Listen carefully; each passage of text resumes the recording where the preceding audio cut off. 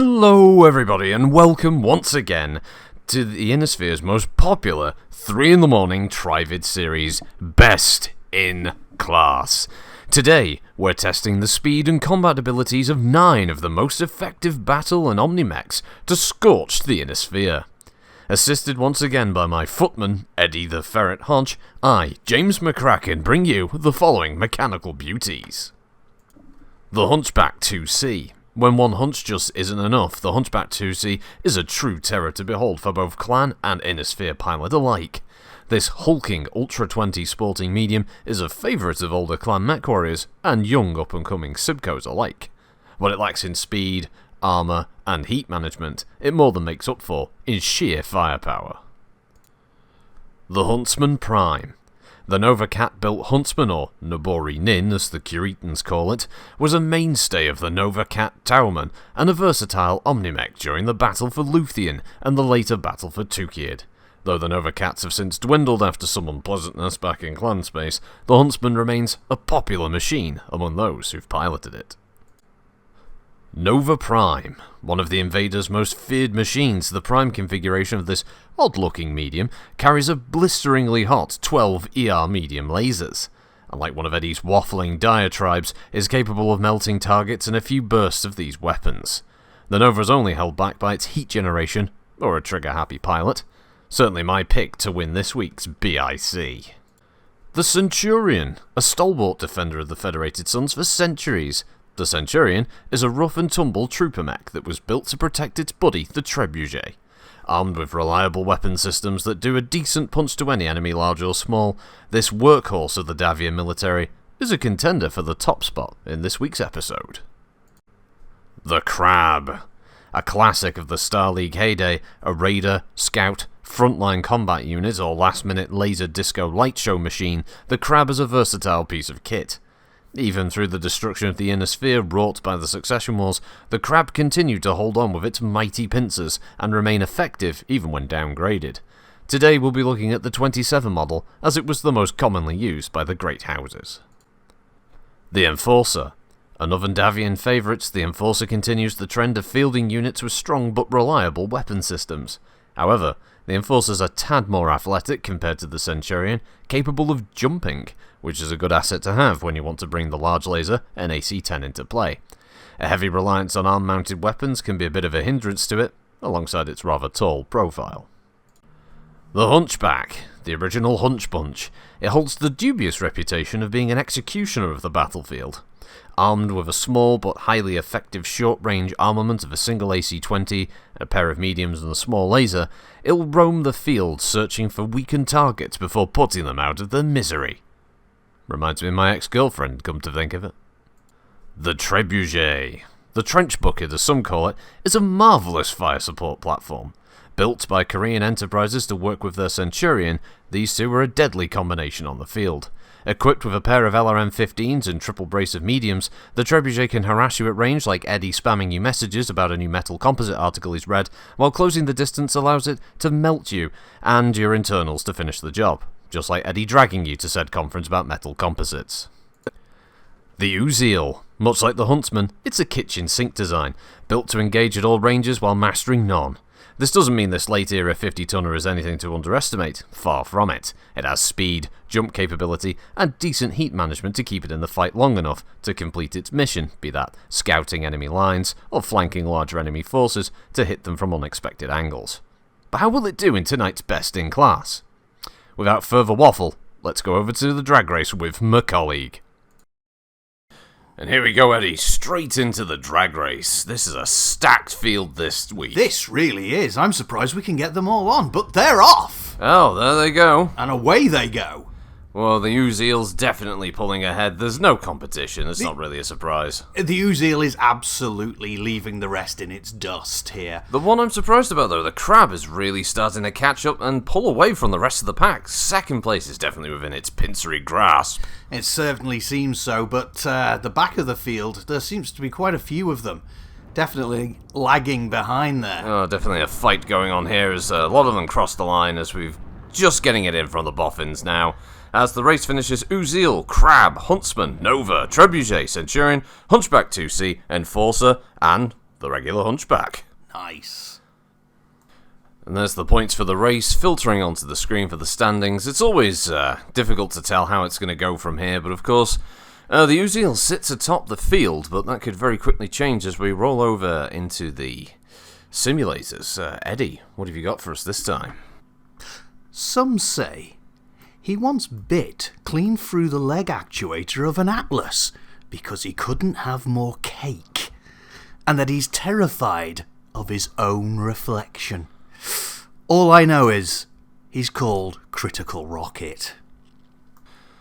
Fine introduction, Eddie. As we go over to our first of the clan editions here in the 50-tonners, it's the Hunchback 2C. Ah, yes, of course. Based on the Inner Sphere build, the Hunchback Hunchback itself we'll talk about later. It's a fantastic mech. It is. It's a solid, dependable weapons platform. An incredible city fighter. Oh, indeed, indeed. The clans, it's not like they didn't make many improvements over the original Hunchback. Of course, the 2C sports 2 Ultra AC-20s, a pair of ER medium lasers, backed by its rather slow speed, but it does have jump jets compared to the original Hunchback, which gives it a small amount of maneuverability, and in urban fighting, again, it's just as deadly, if not more. Of course, the clans stick on 2 AC-20 Ultras. I mean, it just feels like they're overcompensating for something. Always overcompensating, Eddie. Always overcompensating. Very little ammunition, poor heat management, and generally paper-thin armor. It's not the best for the design, but that's not the point. From what I've heard through numerous researchers and the such, is that the Hunchback 2C was designed specifically for clan Sibbies or Sibcos or something. They usually use it in trials and means of gaining blood names, or as we call them, surnames. And that's really all it's used for, to be honest.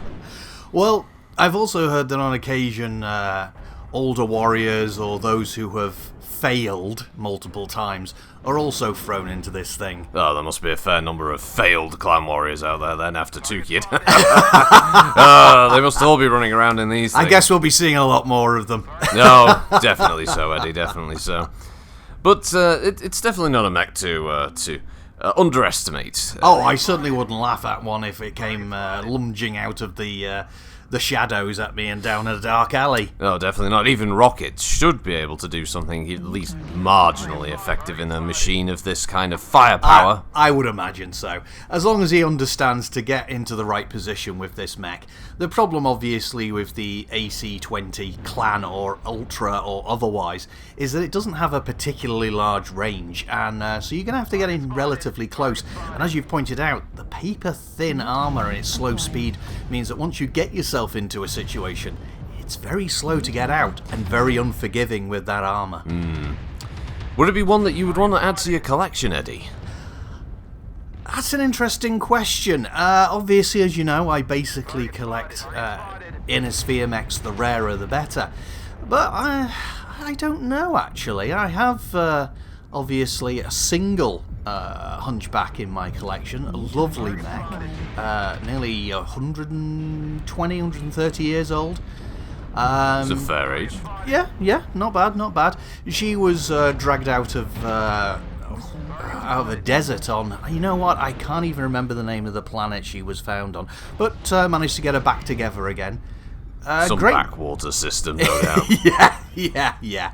I paid good money for her. Maybe I would, maybe. As you said, she's a deadly mech. But not going great here for Rocket. It's not really a surprise. Now, you see, he tried to move down around the corner here, but that's slow speed. Oh, it's definitely hurts him. His ammunition's exploded. It's a miracle, though, through clan case technology, that he managed to survive the explosion. But friendly getting in the way there. He's out in the open. I don't think it's going to end well from here, Eddie. Oh, there's LRM fire. And he's dead. Well, we'll have to cut through here to the score at the end of the round. Let's see what the scores on the doors are. But yeah, that was, after everything we just said, not impressive. Apparently his team did pull through and get the victory for him, at a poor score of 147 damage, 162 match score, for a total of 15. Not great, Eddie. Not great. Very poor. And now we go over to our second clan mech, the Nobori Nin. Ah, the huntsman, as it's known by our clan cousins. Invaders. Invaders. I'll just go with invaders, Eddie. Yes, invaders. So they are. Yeah. They turn up uninvited and they take a good chunk of Curitan and Lyran and, the Fraggle territory. I thought for a second you were going to say they turn up uninvited and take most of your cake, which is basically what my mother-in-law used to do. But anyway, yes, the huntsman. Well, that and your mother as well, Eddie. She does like a good cake. She does like. I did make that Battenberg, remember, and it was She gone. wolfed it down. I put it on the table. It She turned loved around. it. She absolutely loved it. Yeah, I wouldn't mind. loved it. I wouldn't mind actually of having some of that cake myself. She still owes me a Battenberg, Eddie. She doesn't really owe you anything. She was a guest in your home. She still had my Battenberg. Anyway, the Huntsman.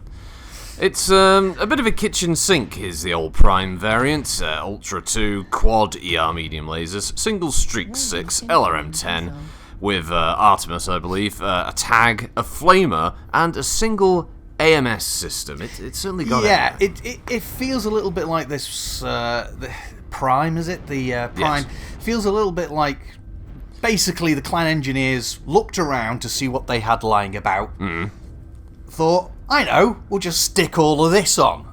And if it fit, it sits. Indeed, yes, bringing back cat memes from the ancient days of Earth. Yes. The Huntsman. It's. I can't help but feel that Nova Cat were trying to make something that could be a catch-all mech for their pilots that'd be able to suit any position on the field required at any given moment on the ever-changing fields of, like, say, the Battle of Luthien, for instance, Yes. where this mech was most commonly encountered by the DCMS forces. I don't dislike it. I think it's an interesting-looking design. It's certainly got speed, and it has jump jets as well. It is a effective design, but I can't but feel that some slight refinements could have been put in for the Prime, personally. Yeah, I mean, she suffers from the fact, or he, depending on how you want to call your mech, suffers from the fact that it never feels like it knows exactly what it wants to be. Yes, is it a trooper? Is it a sniper? Does it scout? Is it an urban combat machine? Does it hunt down light mechs? Or is it just meant to do all of these things? Please, NovaCat, send us a brochure and let us know what the hell it was supposed to do. They don't have brochures. Did they not? No, because they don't have sales reps or anything like that. I thought really. Diamond Shark would... Well, Diamond Shark might, yeah. Maybe Diamond... Yeah, anyone out there from Diamond Shark. We know we've got fans amongst the clans. Even with everything we say, we know we've got our fans. Yeah, if there's a Diamond Shark brochure, I wouldn't mind having a look at it, like a catalogue or something. If you produce one, that would be interesting. But yeah, the problem is... it's the master of none routine. It is. Because she's trying to be all things to all mech pilots. But at the end of the day, you end up not really having that heavy-hitting weapon. That particular weapon that this mech, this build, is based around. So you're never quite sure what it is you're relying on here. Am I relying on my LRM and staying back with the AC2 in tandem? Am I relying on my medium lasers and getting in closer? What exactly am I doing? Yes, I get the feeling that this is one of those part of a star that usually supports or backs up those more focused machines by being able to bring its multiple different weapon systems into play as required. But that's not to say that she's a bad mech. The No. Prime, unfortunately, is a bit of a mishmash, but some of the other variants certainly start to give you an idea what they wanted the Huntsman to be. This just, unfortunately, is not a good choice. One of the benefits of Omni technology, it's undeniable, and there's a reason why the Innisphere very quickly copied it, as best they could. Yeah, in our own way, but... yeah, the problem here is that, as I said, though she's not a bad mech, half-decent armour, half-decent speed. Well, Rocket just picked up a kill there, got himself a heavier mech kill, I believe it was a Nightjar. Yes, indeed he did. And, yeah, he's still going. He's taken some hits, but he's still on the field. He's still got weapons to play with, as you said, with those different ranges. But none of them ever feel like they're going to be... well, the killing blow. Yes, he's had a lot of hits. I'm not entirely sure his damage is going to be all that impressive. Whether that's down to the pilot, though, to be fair. I mean, his balls have since calmed down, as far as I've been informed. Yes, I'm told that the cream and the pills he was given have definitely worked. Yes. But anti-inflammatories aside, would you recommend it? Would you say it was something that was worth having a go of in the old Simbots? You know what? As I said, she is a good mech. I don't know whether I would go with the Prime, is all I'm saying. No. The flag bearer, as it's known, by the way. That's what the Noborinin means. The Curetans were reminded of ancient Japanese warriors with the flags on their back. So I don't see it personally. Maybe if you did actually have a giant clan flag waving in the back, maybe I could understand that, I suppose. But Curetans for you. Strange folk. Strange people. And I think this match is pretty much over. I think Rocket and the rest of the simulated friends, because he doesn't have any real ones, are now looking for the last opponent that's probably running around. No doubt somebody who's using stealth armor and hiding. The AI in the simulator is remarkably good at being able to simulate actual human pilots. Yes, it is. You mean down to the strange choices that they make, like this gentleman there here. It is. Yeah, it's a hellspawn running around. What's it? No, he's got his stealth armor, and of course, has this AI supported the team? No support. No. He's dead. 2 large pulse lasers. That was a waste. And he did nothing. And the boffins have typed up the score ahead of time. Let's see, what are the scores on the doors? Well, it's 272 damage, Eddie, 361 match score, got a kill and a win, a respectable 35 points in the Huntsman. And now we roll over to my pick of the bunch, Eddie, the Nova. Well, what a surprise. Obviously, you picking another clan mech. That's it's hardly a shock, is it? You can't really complain, Eddie. It's simple, straightforward, and it does the business. 12 ER medium lasers in the Nova Prime, 6 in each arm, bristling with firepower, great speed, maneuverability, with the jump jets of course, and half-decent armor. The machine is a wonder. No, I can see why you picked it. It's a bit like at that award ceremony where your mother also claimed that you were simple. And so I can see exactly why you picked this one. It's just a bunch of lasers, you point them in the direction, and you press the trigger. It's the kind of thing even a monkey could handle, and, well, we have a monkey in the cockpit handling it, so I can see why you went for it there, my colleague. Did she say it was simple? She did to me. She had had a few drinks. Well, my mother's going to get a stern phone call. That said, with your sad attempt at trying to offend me, Eddie, aside, the Nova is a remarkable machine. It was originally developed by the clans, apparently, with the arms the way they were, for the little elemental power armor to sit on as the machine moved around, so it could deploy them quickly in the field and then pick them up again. I hate those things. Oh, I'm not a fan of power armor myself either. What's the point of them? Well, apparently they tear your armor apart, they get inside, kill the pilot. I just don't like them. I've never liked them. Never liked them. No, I mean, I haven't either. It's just not right, is it? They're not the most interesting things out there. The nickname for them were Toads. Over here in the Inner Sphere, obviously the clans just call them Elementals. Of course they do, yes. But that aside, the Nova. The Nova is, as you say, quite the brutal mech, and the Prime is certainly an amazing example of that. Yes, it's if handled correctly, which after gently schooling Rocket and making sure he knows how to set the machine up, you can fire at least 18 shots of the medium lasers in bursts of 6 at a time without shutting the mech down from overheating, which is quite a testament to the capability of clan double heatsinks compared to our own. Yes, I would say its only real weakness is the fact that its weaponry, of course, is all based around its arms. Yes. Lose those arms, and what's it got left? Well, much like the venerable Phoenix Hawk over here, it's one of those weapons platforms that once it does lose the arms, yes, it does essentially become a stick with no capability of fighting. Yes. I'd say another drawback of the old Nova is, much like many clan machines, is they have a tendency to put the arms quite low to the ground. I'm not quite sure why they do this, because it prevents them from firing over terrain. I guess it's to do with that clan honor thing and not using terrain and cover, just take as much firepower as possible and try, to be the one to win, I guess is what the first to kill your opponent.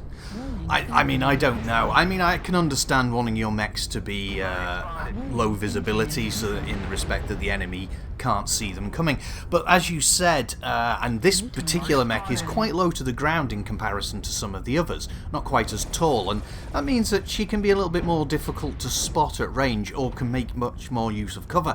But as you also point out, those slow slung weapons can be a real drawback. Yeah, especially in the simulator, though it's not exactly the same as it is out there in real life, obviously. Real life, you can lift the arms, you can straighten them, that's why the actuators exist. You can move the arms separately. The simulator is sadly incapable of doing as such, and the boffins generally don't give a shit, as far as I can tell, and they don't have any intention of ever really adding any other kind of functionality to the simulator. What you got here is what you get. Yes, I mean, I do agree with you, but I'm also aware that the mech does have a slight problem with sometimes lifting its arms up. The actuators have a habit of starting to overheat. The heatsink system apparently has some issues with that, one that the clans never entirely managed to deal with. So the pilots are expected, in most cases, to keep it in this position, only lifting the arms into the straight position or raising them up for a few shots before bringing them back down again. Because once those actuators overheat, you can be left with a mech that's, its arm starts to have some real issues. A bit like yourself, Eddie. After you've had a few shots, it's difficult for you to raise your arms or any other part of your body, isn't it? It can be, but not as difficult as you find in finding your wallet for the next round.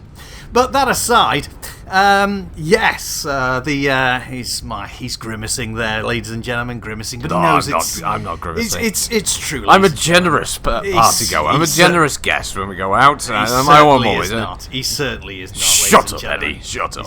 Eddie, shut up. But even with that slight problem, and most mechs will have a problem or two. He's hitting an invisible wall there, Eddie.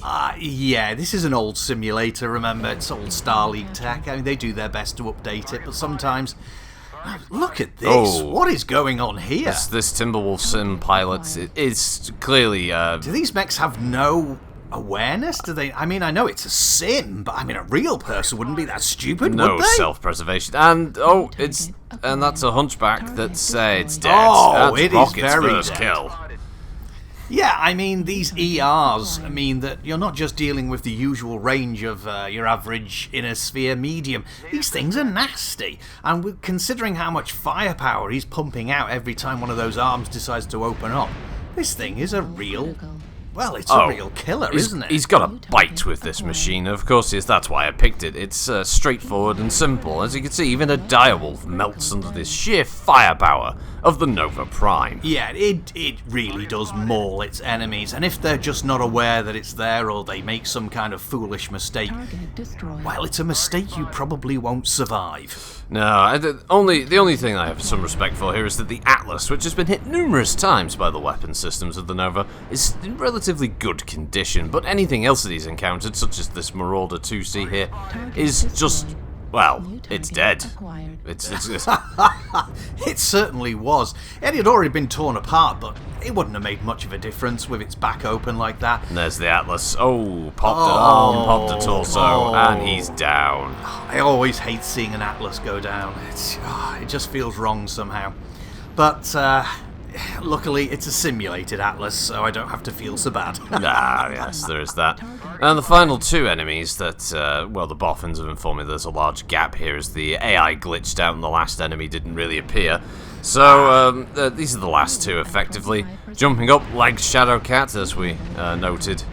Not the best. It dies to Rocket as well. And the Ultra AC-20 carrying Hunchback 2C, can it make a difference? No, it can't. It's dead. Well, as we saw when Rocket was using it, it sadly didn't make a difference, and it certainly didn't here. So let's see, what are the scores on the doors? This looks like it's going to be a good one. 565 damage, 464 on the match score, 3 kills and a win, 65 points, Eddie. Nothing will come close. Nothing will come close. And that ends part 1 of today's episode. Catch us after the break as we jump over to part 2, where we'll complete all of the Inner Sphere 50 tonners and see who wins after the Grand Melee.